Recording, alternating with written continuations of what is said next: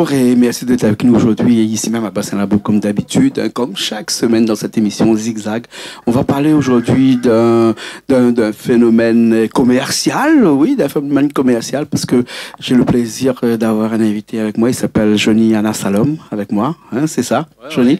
Ouais. Mais pas Johnny parce qu'on se connaît depuis longtemps, on se connaît bien. Alors aujourd'hui, on va parler d'un sujet important, on va parler des enseignes, hein, des enseignes, pas les enseignes lumineuses, hein, même si ça nous éclaire un petit peu souvent, mais les enseignes commerciaux, hein, ou commerciales, hein, une enseigne. Hein.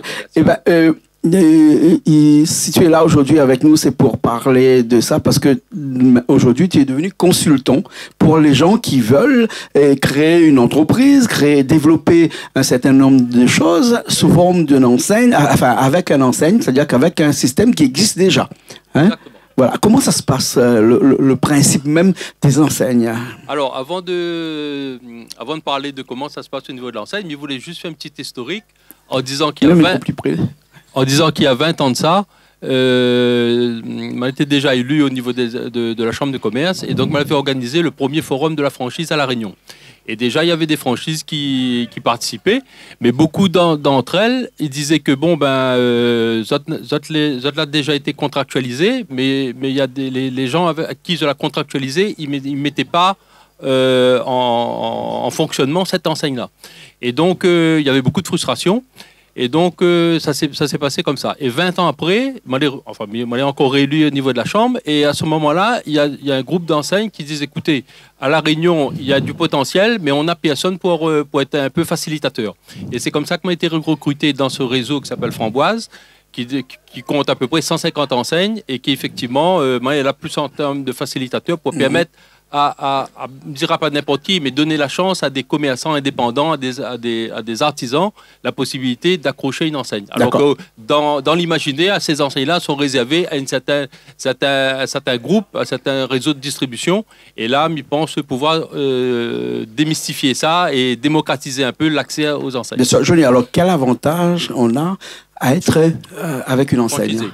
Alors, déjà, vous bénéficiez de la notoriété, parce que quand vous démarre une entreprise, savoir que le consommateur, il reconnaît une enseigne, parce qu'elle a déjà un historique derrière, son modèle a déjà été éprouvé, et donc ça donne beaucoup plus de crédibilité. Et là, dans la période actuelle, quand on va voir la banque et que vous demandez un prêt pour créer une entreprise, c'est sûr que c'est un peu plus compliqué, mais sachant que derrière, on en a l'appui d'une enseigne, ça passe beaucoup mieux. Bien sûr, juste pour comprendre, pour les gens qui nous ont rejoints et qui essaient de comprendre c'est quoi une enseigne, c'est quoi une franchise, hein.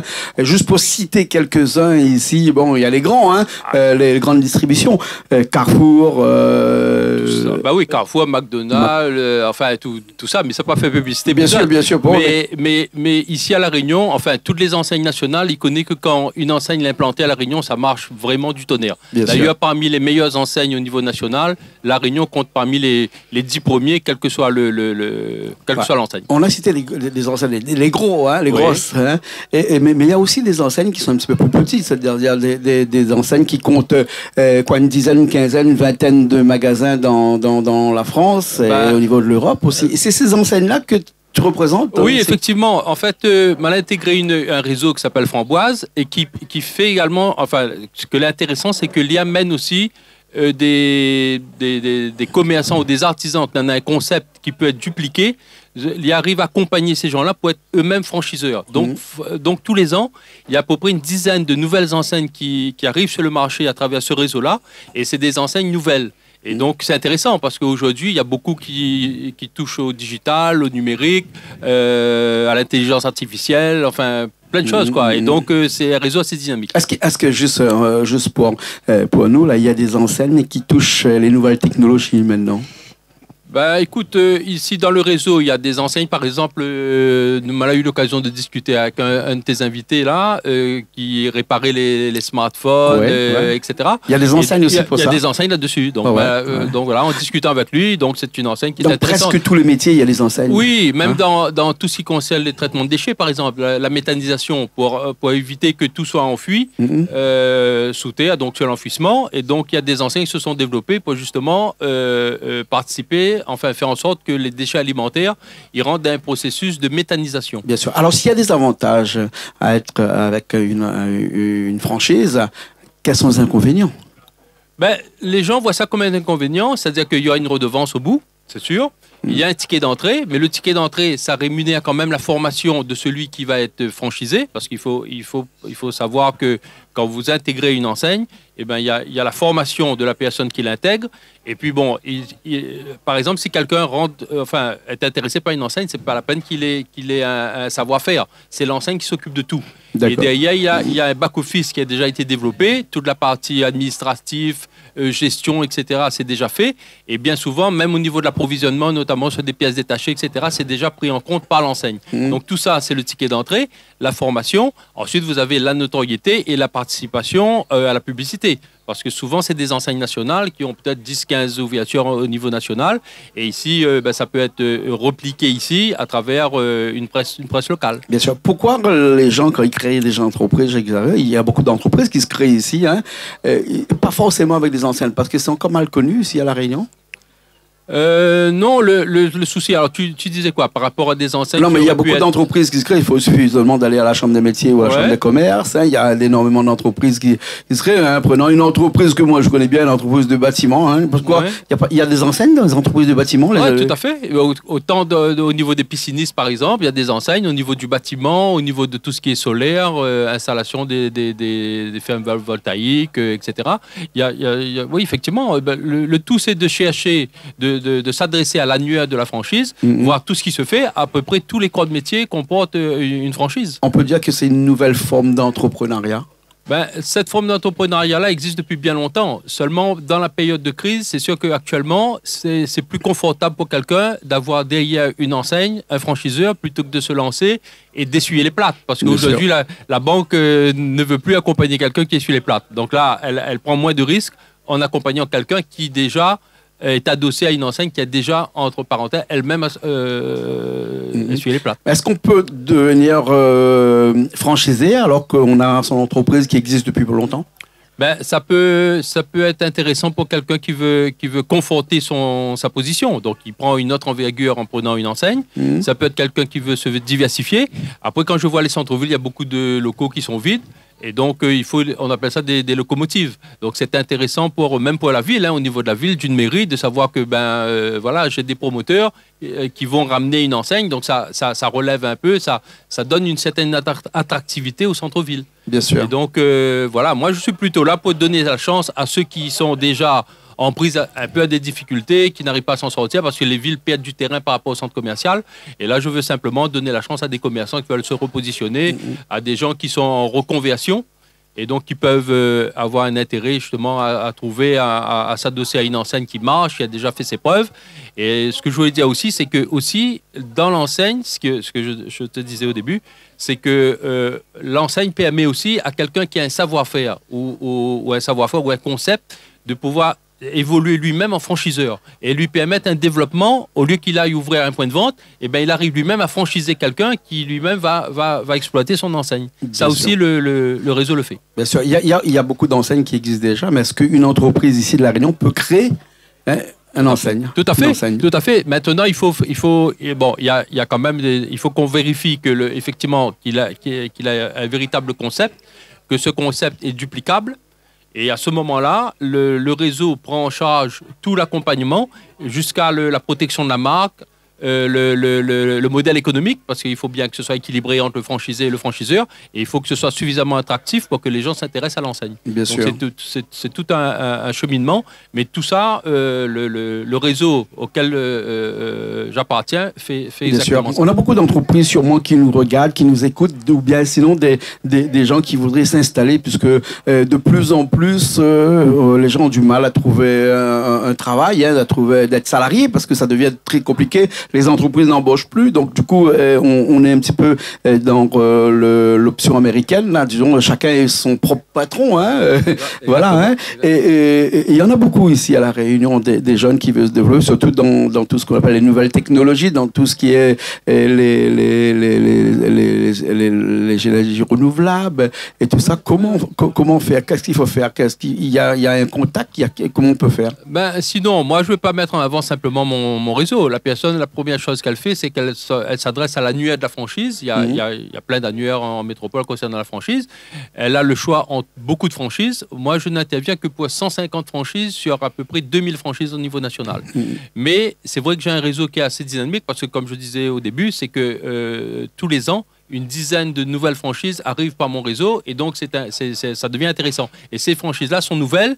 C'est peut-être moins cher que si quelqu'un voulait décrocher une franchise comme, je sais pas moi, Burger King, etc. Et là, c'est des franchises qui arrivent à maturité, qui ont déjà essuyé les plates, comme je disais, mais qui sont en plein phase de développement. Et là, c'est intéressant de récupérer à moindre coût, j'allais dire, ces enseignes-là, parce que dès qu'ils ont une certaine notoriété, le ticket d'entrée est très cher. Ouais. Et tandis que là, s'ils arrivent à maturité... L'investissement aussi est très cher, parce que l'enseigne n'est pas seulement l'accompagnement technique, mais c'est administratif, mais c'est aussi tous les meubles qui vont avec. Je veux dire, l'enseigne, c'est un bâtiment. Par exemple, quand on regarde, parler d'un Burger King tout à l'heure, les bâtiments sont tous pareils. Et là, ce bâtiment-là n'est pas financé par l'enseigne. Non, il est financé par l'entrepreneur, celui qui va créer cette enseigne-là. Exactement. Ouais.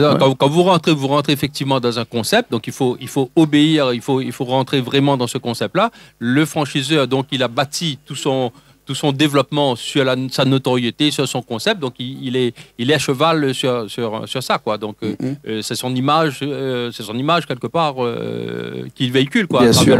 À peu près 150.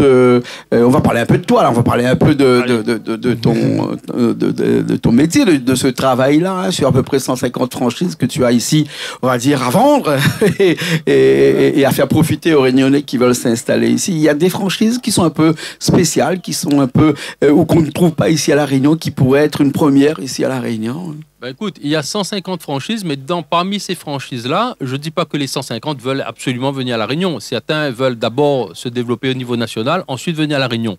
Dans ces 150, moi par exemple, aujourd'hui, j'ai à peu près une vingtaine d'enseignes qui m'ont donné, qui sont entièrement d'accord pour qu'on trouve des candidats et qu'on les fasse remonter.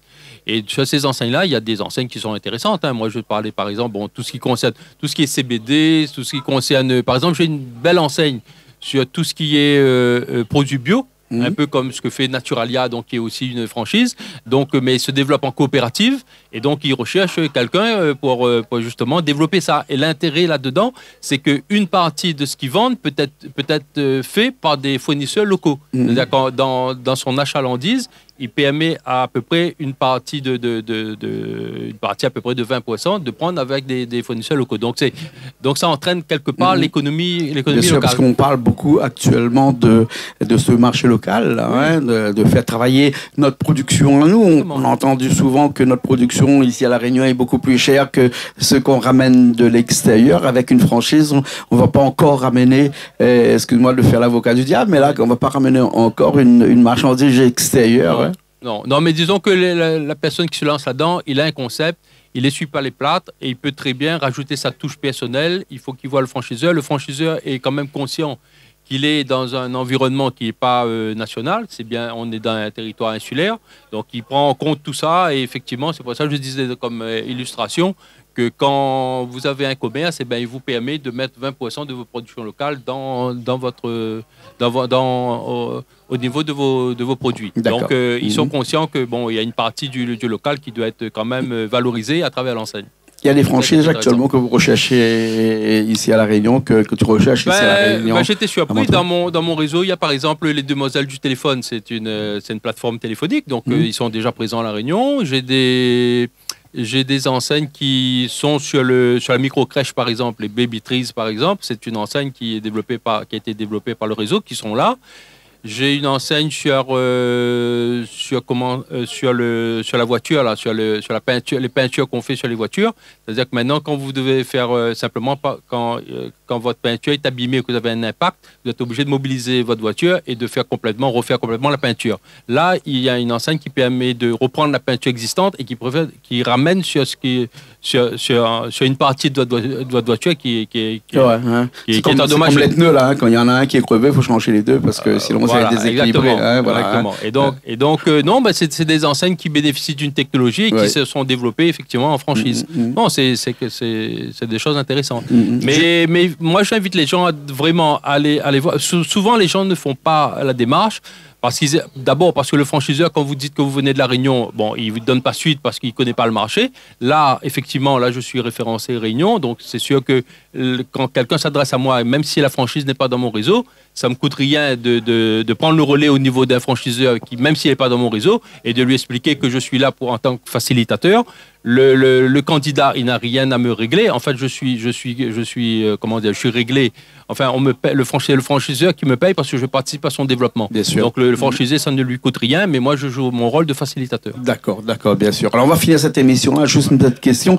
Nénia, toi qui es dans ce milieu-là, La Réunion est vraiment une terre d'entrepreneurs. Oui, La Réunion, oui. Ben, quand on regarde les statistiques, c'est quand même une île où vraiment, au niveau du taux de création d'entreprises, on est quand même parmi les meilleurs départements en métropole. Hein. Par contre, le taux de chômage est non, élevé. Même pas le taux de chômage, le taux de réussite, le taux de pérennité de ces entreprises à la création est pas terrible. Mais par contre, si on veut faire la comparaison avec les enseignes, il faut savoir que 85% des enseignes 5 ans après, ils sont encore pérennes quand vous avez une franchise. Quand vous n'avez pas de franchise, c'est 50%. Donc, ça veut bien dire qu'une fois que le concept est bien établi et que vous entrez dans ce réseau, eh bien, vous avez plus de chances de pérenniser votre activité que si vous voulez vous lancer sans être adossé à une enseigne. Ça répond à l'adage qui dit que si on veut réussir, il vaut mieux partir accompagné que partir tout seul. Exactement. Merci beaucoup. Merci, c'est moi. Merci, Johnny. Anna Shalom. Anna Shalom. C'est Anna Shalom. Voilà, merci beaucoup. Merci, on va aller manger parce que tu as vu ce qu'on a fait là. Ah ouais, non, mais j'ai même eu le privilège de goûter. De goûter avant de manger. Rôti de sanglier. Excellent. Avec des pommes de terre. Tout à fait. Toto a fait un petit massalé à Corée Cabrier avec des gros piments à l'intérieur. Et Malboro a fait un petit sauté de poulet au chouchou. J'ai même envie de dire, quand est-ce qu'on aura un concept de restauration locale qu'on pourra exporter au niveau national? Pourquoi pas. Pourquoi pas. Merci beaucoup. C'est moi. Merci beaucoup. Merci à Richard qui était à la technique. Nous on se retrouve la semaine prochaine dans une nouvelle émission Zigzag, émission culturelle aussi quelquefois. Tout ça sur Canal Austral. Allez, à la semaine prochaine.